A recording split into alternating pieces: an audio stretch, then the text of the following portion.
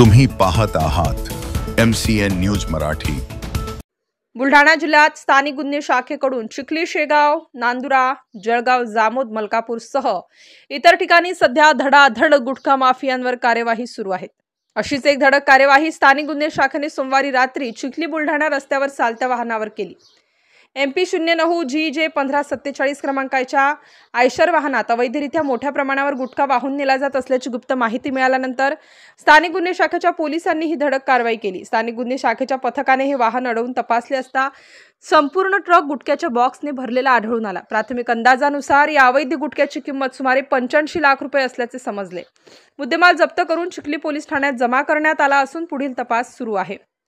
जिल्ह्यात बंदी असलेल्या गुटख्याचा इतक्या मोठ्या प्रमाणात साठा आणि वाहतूक सुरू असल्याने गुटखा माफियांवर जिल्ह्यात नेमका कोणाचा वरदहस्त आहे याचे कोडे सर्वसामान्य जनतेला पडले आहे।